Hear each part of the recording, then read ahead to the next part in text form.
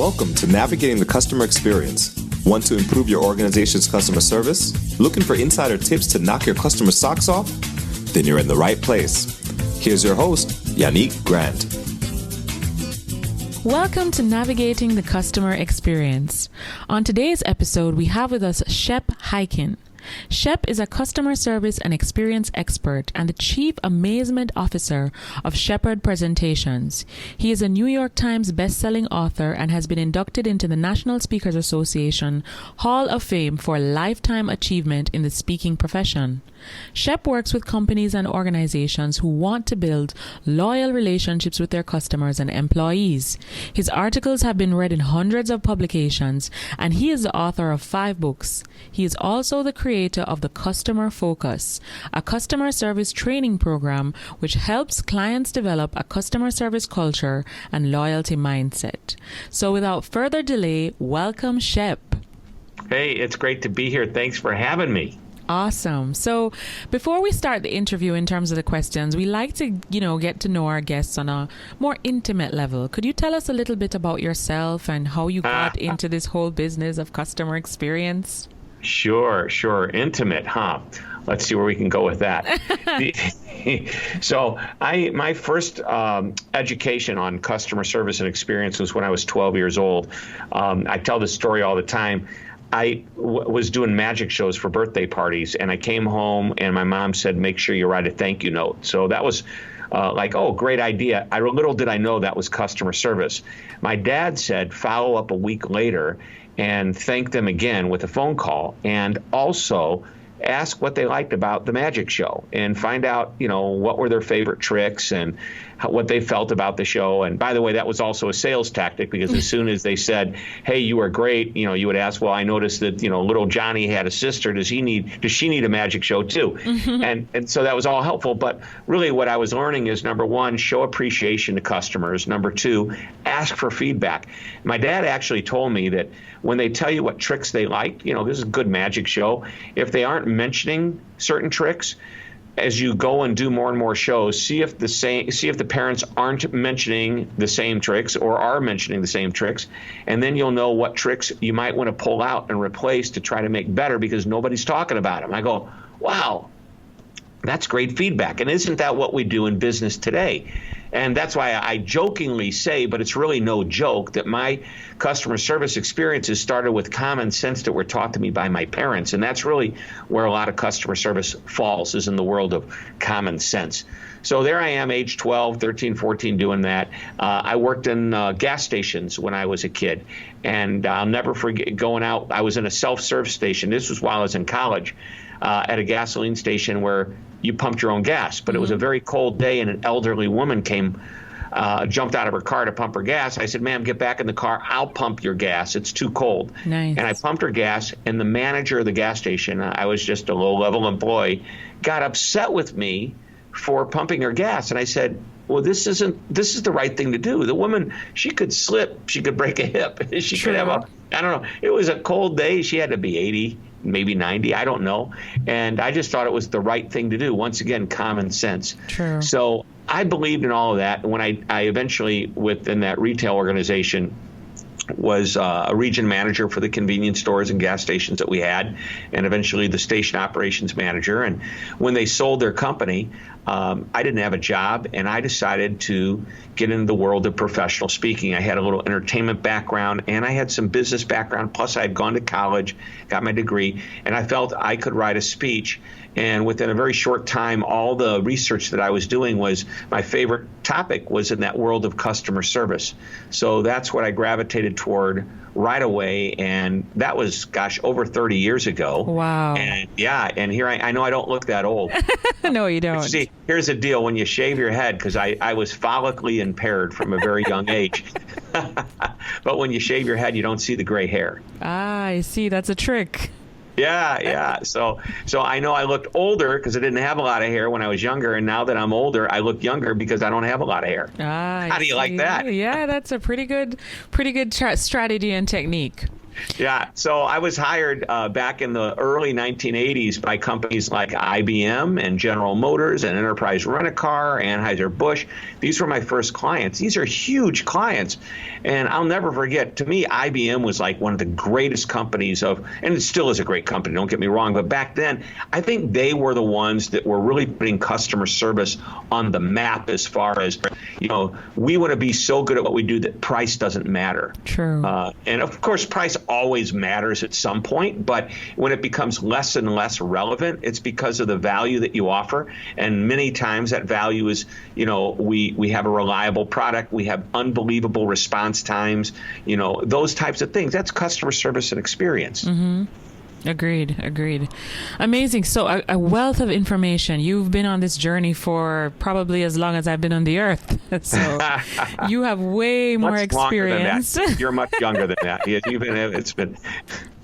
But, it's interesting that you were speaking about simple things like, helping someone pump gas. In Jamaica, we actually have gas attendants at all the gas stations. So every time throwback. Yeah, I love it. Every time I travel to the United States and I see my friends come out of the vehicle and they have to pump their own gas, I'm like, why do you guys have to pump your own gas? Yeah, why don't you just move to Jamaica? So it brings me now to, what is your view of customer service and customer experience? You have been here for a while. You've traveled to different places. I'm sure that you'll have experience, going to the hotels and the airports and experiencing some of the different countries. What do you think is the number one reason why it's not up there, consistently up there across all industries in the private and public sectors? Right. What amazes me, and I can't even begin to tell you which stat is more accurate, but it's like I read that, customer service they spend about 1/10 of what they spend on marketing. And at the end of the day, customer service is the best marketing that you can have, because if you do a great job, people go out and talk about you. Customer service used to be where the value was, and then it slowly shifted to something they call customer experience. Mm-hmm. And experience, for a long time, was just another word for service. Yeah. But today it's much more than that. Today it's think about Steve Jobs figured it out, and I use him as an example of the Apple products that he has. Obviously you walk into an Apple store, great service, you call their support line, you get great service. But really what he figured out is the experience is more important than just the service, although service is a big part of it. When you get your new iPhone or your iPod back then, or your Mac computer, the way it's packaged, that alone is a great experience. True. And there's all these different touch points that the customer has with you, and it's not just people-to-people touch points. It's what you experience. I always quote Jan Carlson when I'm doing a speech. I talk about this concept called a moment of truth. And he came up with it. And primarily he focused on the people-to-people experience, but he called the moment of truth in business whenever a customer came into contact with any aspect of a business, they formed an impression. Mm-hmm. Now, Jan Carlson ran Scandinavian Airlines, so his customers were passengers. So there were main impressions that were formed when a customer called to make a reservation. Now, I know today we go online and do it, but back in the early 1980s, when he was running Scandinavian Airlines, you picked up the phone and you made the call. You check your bags at the curb, you may check in at the ticket counter. All of these are major touch points. But if you think about it, you sit down on the plane, and is the seat comfortable? Does the tray, and he used to joke that if the tray table works, maybe doesn't work, that the passenger might worry that the landing gear might not work. So what's your experience using, it's like, gosh, they can't figure out a way to keep the tray table from, falling down or whatever. But, what is the user experience in addition to the customer service experience? So you combine those, and that's the total experience. And I think today, while all of my work for the first, 2/3 of my career, maybe 3/4 of my career, it was based on customer service. Now, a chunk of my work that we do here is where I'm brought in to talk about, hey, what's the experience going to be? What can we do to enhance that? Which, by the way, again, I emphasize, customer service is a big part of that. Agreed. And it's from start to finish. It's from you think of the organization in your head. You say, hey, let me go Google them and see what I can find out, what they sell, what they don't sell, what are their opening hours, what's their number, if their telephone number is printed incorrectly on their website or in the telephone directory and you get somewhere else. That forms all a part of their experience. I totally agree. So it's you mentioned the website or phone number on the website. Not just is the phone number correct, because I know that could be a huge mistake. And by the way, we get calls every day. For some reason, JBL, Bose, some speaker company accidentally put my phone number down. So we are asked, people say, yeah, I'm looking for somebody to talk about speakers. Well, I'm a speaker. No, a Bose or JBL speaker. But so we're living that in this, the wrong phone number every day. But here's what I want to make a point of. How many times have you gone to a website and you find it hard to get contact information on the company? Oh, my goodness. You can't find the phone all number. the time. Yeah. All the time. Yeah. So therein lies a frustrating experience. Great book called The Effortless Experience. And it's all about the customer effort that's put forth.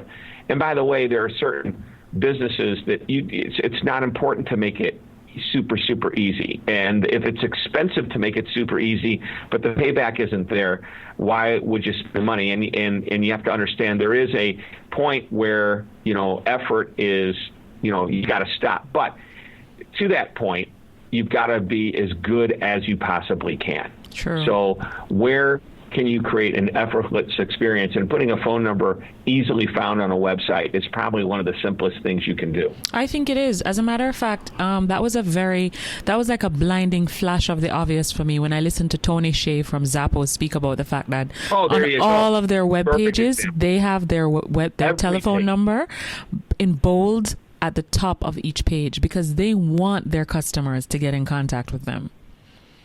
So, and you know what's interesting? Is they're an online retailer that recognizes the importance. Now, Amazon bought them a few years ago, and what was really cool is that is the exact 180-degree opposite direction that Jeff Bezos went when Amazon first started out. It was very difficult to find the phone number for Amazon, which, by the way, not anymore. It's very easy to connect with them. It's not so much that you need to talk to them on the phone, but they've made it easy. Jeff Bezos said, the best service is no service. They shouldn't need us if we're really, really good. And that's fine until something goes wrong. And the things that went wrong typically weren't Amazon's fault. It was maybe, once it left the warehouse and UPS or the United States Post Office or FedEx or whoever it is, the delivery was failed. At that point, the customer's not calling FedEx, they're calling Amazon. Mm-hmm. Where's my whatever? If you could describe the most amazing customer experience that you've ever had, what would that be and why? Wow. See, I tell that in many of my speeches. I talk about a cab driver, and just seemed to be like a normal cab. But when I got into the cab, it was spotlessly clean. I had a newspaper waiting for me. Actually, I had 2 newspapers that I choose from, or take both of them. He didn't care. He gave me a soda. And by the way, this is back, before the trends of bottled water were so big. But he gave me a soda. He had a dish of candy. He asked if I needed to use his phone.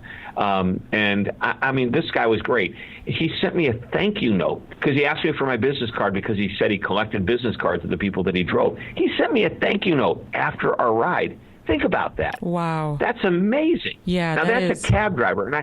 And I use the example. And by the way, every time I go back to Dallas, and he finally retired, but who do you think I called every time? You'd call him. Frank the cab driver. Mm-hmm. Yeah, every time. And I, of course, gave his name out. And the interesting thing was, as I got to know Frank, he would tell me things like, he used to wait at the airport like every other cab driver, 2-3 hours in this long line. And now he just goes and he parks the car and he walks in, he waits 10 minutes for his next customer. And he's managed to make back in the day, he was making more than $100,000 a year as a taxi cab driver because he figured it out. He figured out, the average cab driver is making 3 or 4, decent trips a day that are making them their money, and he's making, 15 or more because he's not waiting in line, he's waiting for his customers. Yeah. And he figured it out because it was customer service. And my lesson there is, of course, obviously it's a great example, but there's a big difference between satisfied customers and loyal customers. Definitely. Satisfied customers, there's stats and facts that'll prove that satisfied customers don't always go back to places that satisfy them, because the moment they have a chance to do business with somebody a little bit better, a little bit more convenient, they will do that. And that's the difference. And the loyal customer is a mindset. It's an emotion. You feel connected. True. So I felt truly connected with Frank. When he sent me that thank you note, that was it, Amazing. That's a really, really good story. Yeah, and it was like in that movie with Tom Cruise, where he played the sports agent, Jerry Maguire. It's like, you had me at hello, It's like, you had me with the thank you note. You owned me at that point. Yeah. He did something that really connected with you emotionally. Amazing. Yeah, I mean, I've got hundreds of stories like that, but I really love that one because the ordinariness of the job of being a cab driver and taking it to a whole level of being really extraordinary was really what that lesson is. And anybody could do that. If a taxi cab driver figured out how to do it, we can do it in virtually any business. I agree. And it emphasizes the difference between just giving service and actually having an end-to-end experience, because you did have an end-to-end experience. You thought about everything. If you came in and you needed a mint, if you needed to use a phone, if you wanted something to drink, you needed something to read, he really made it an experience. It wasn't just about the transportation, but it was about how you felt after that transportation. And if anybody wants to hear the story, I actually have it as the feature video on my YouTube channel, which just go to Shep TV, SHEPTV.com. And there's that story at the top, but then there's probably about 500 plus other videos, all either interviews that I've done, like the one we're doing today, that are video based, but also every week I put a tip on there. So there's, several hundred tips. Companies use them to, at their weekly meetings or monthly meetings. So I'm happy if people would take advantage of that. But the cab driver story is definitely worth hearing. Great. So, Shep, how do you stay motivated every day? To be constantly engaged, constantly happy, constantly amazing. How do you keep going? What are some recommendations that you would give to our listeners on this podcast? Well, I think I'm an optimistic guy, and sometimes you're just born with the luck of thinking that way. Some of it has to do with the way you're brought up and your parents, but I just think I have this optimistic outlook. I at a very young age, surrounded myself with the right people. Even as a teenager, I had great mentors, and these people drove me to be more successful because maybe they made me feel good, maybe, telling me I'm doing a good job. So it's like a coach telling you, go out there, you can do it, man. Oh, you did it. That's great. Patting you on the back. But, I overcame fears. I did the magic shows. Believe it or not, at age 12, you'd think a kid at age 12 doesn't have fear. I was scared to death of those little kids staring at me. And, it wasn't until even in my mid-20s, I'd started my speaking business. And if the audience was under, say, 100 people, I felt really comfortable. But as soon as it got bigger than that, I was scared. And then how about when I got in front of an audience that was 1,000 or an audience of 10,000? Gosh, so I'm still nervous, but I get over it because it's mostly anxiousness more than true. I'm scared to get out there. But, how do you get motivated? Well, I think you have to overcome things and feel really good about what you do. So that drives you. I read a tremendous amount. I read a tremendous amount of good things. One of the things I don't do anymore, and you're going to laugh, I don't watch local news. And even the national news, national news keeps you informed of many things.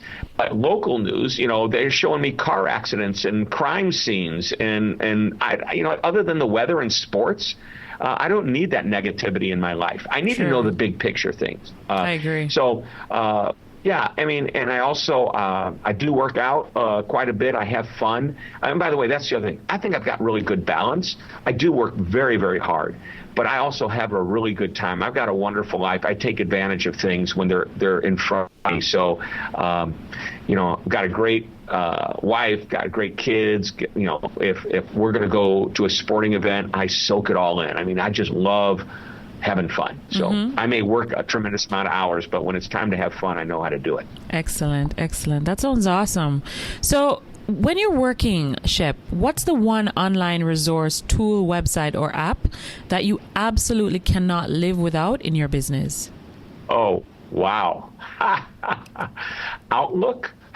Really? Email has been very good to me. I don't know. I know that's a cop-out, isn't it? You asked me, I don't know if I could live without Outlook and the ability to communicate. But you know what? Gosh, I'll tell you some of the apps that I'm really enjoying. I love a good travel app because I travel so much, and I'm using, let me pull it out and make sure I give you the right one. I use TripIt, but actually the TripIt feeds into a thing called Flight Update Pro. Flight Update Pro. Yeah, and so that way I can track flights coming into my gate. If they're going to be late, many times I know before the gate agent.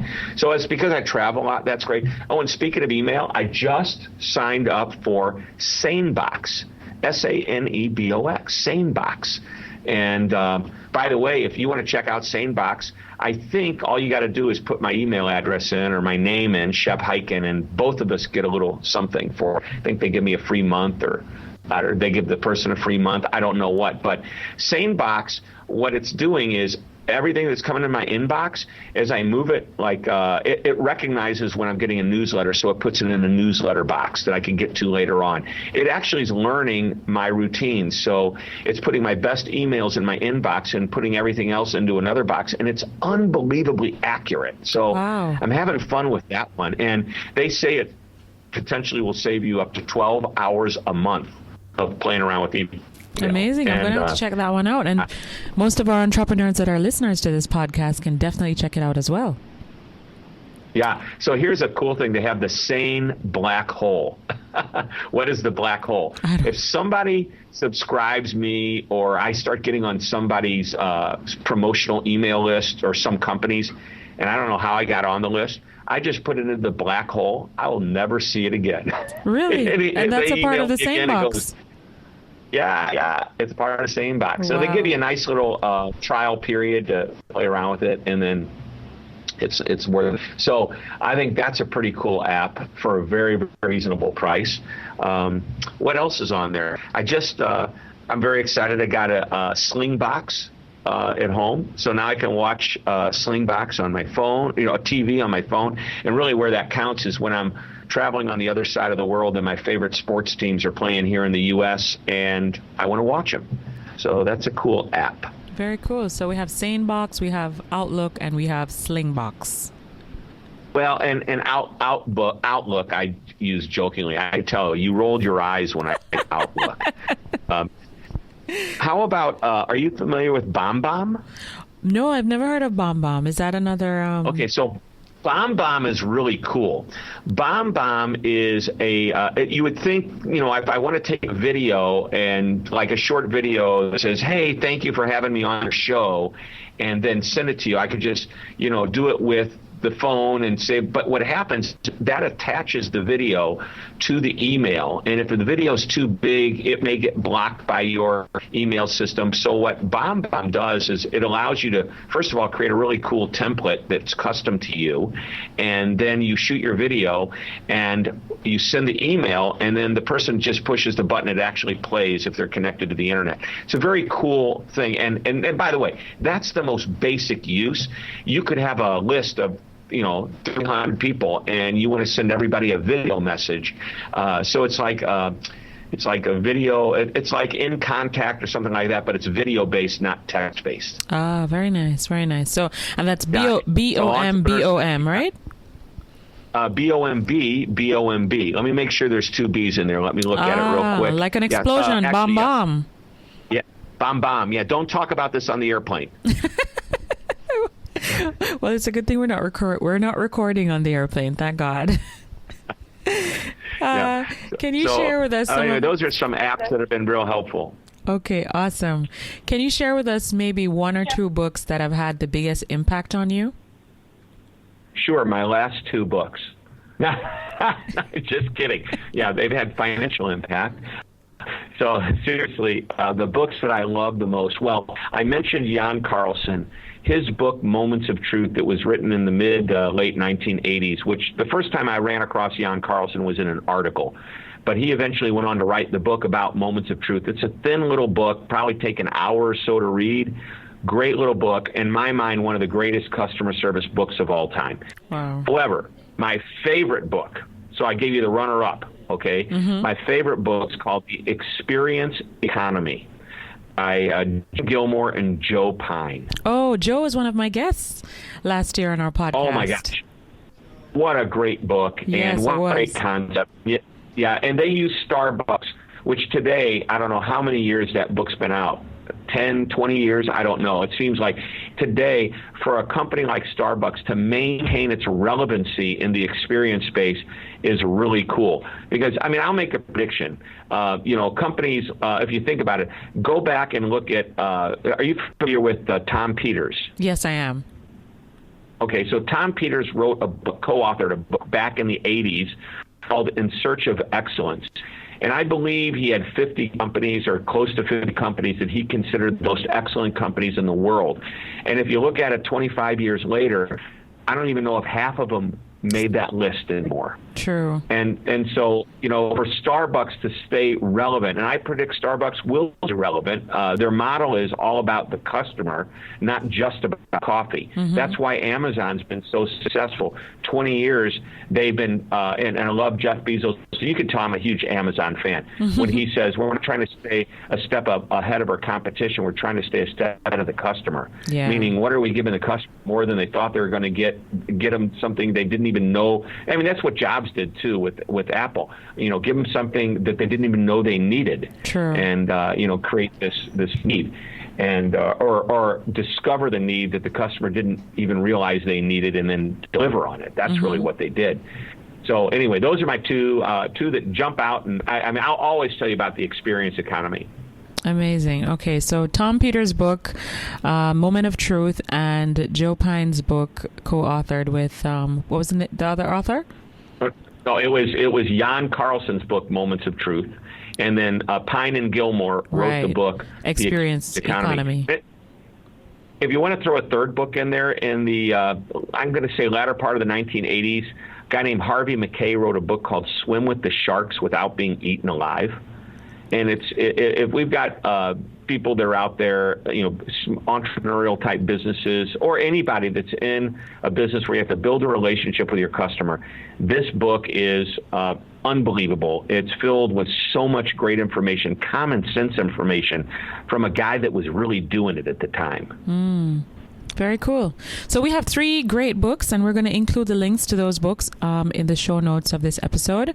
Now, Shep, can you tell us what's the one thing that's going on in your life right now that you're really excited about? Either something that you're working on to develop yourself or your people.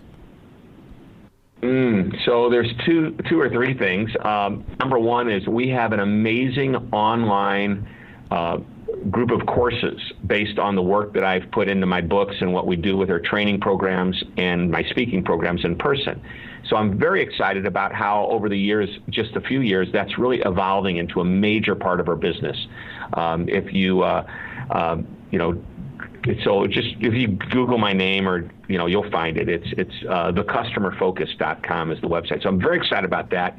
I've got another book. I'm actually just finishing up a book called Be Amazing or Go Home. So that's kind of fun. It's like, you got a choice in life. If you want to come to work, be amazing. Otherwise, why show up to work?